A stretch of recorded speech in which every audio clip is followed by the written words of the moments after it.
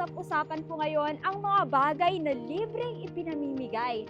May mga bagay na sobrang mamahalin at mayroon din namang mga bagay na hindi gaanong kamahalan.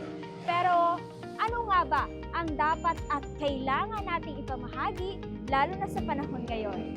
Pakinggan ang pahayag ng Apostol ng Diyos na si Apostol Renato D. Carrillo.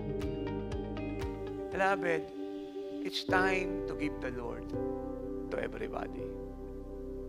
Hanggang si Jesus pa'y wala po sa sinumang tao.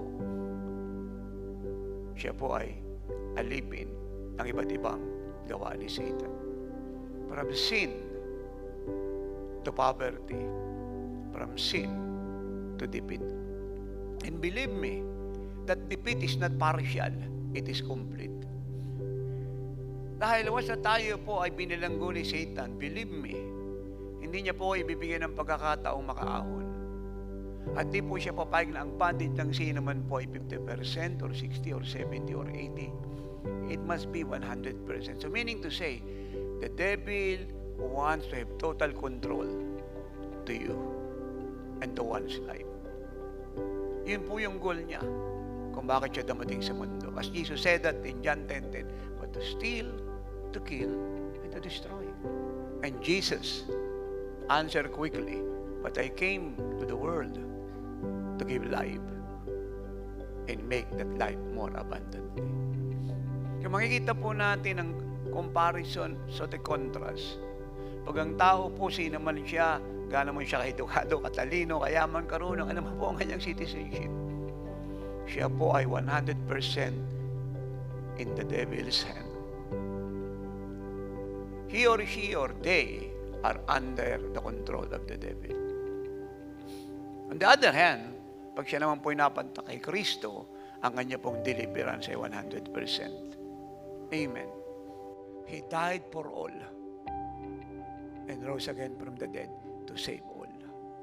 Dapat alam ng lahat yan. Hindi po siya namatay para sa isang particular at specific na religion, movement, coalition, sa isang spectacular religious leader. No. He died for all. For God so loved the world. The devil can lie 1,000,000 times, but one truth from Jesus is enough to defeat that 1,000,000 lies. Tama! Si Jesus ang dapat po nating ibigay sa bawat may buhay dahil siya lang naman ang tanging solusyon sa lahat ng problema, kaguluhan, kahirapan, sakit at karamdaman, at lalong-lalo na sa kasalanan.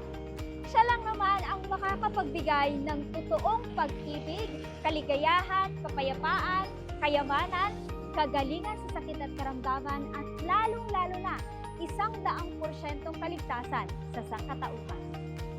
Kaya ikaw bilang Kristiyano, ano pang hinihintay mo? Share Jesus with them now. Mula sa bansang Pilipinas patungo sa buong mundo, ito po si Glyza Bariso para sa Victorious News. Walang kinikilingan, walang halong sinungalingan, pawang kaligtasan lamang.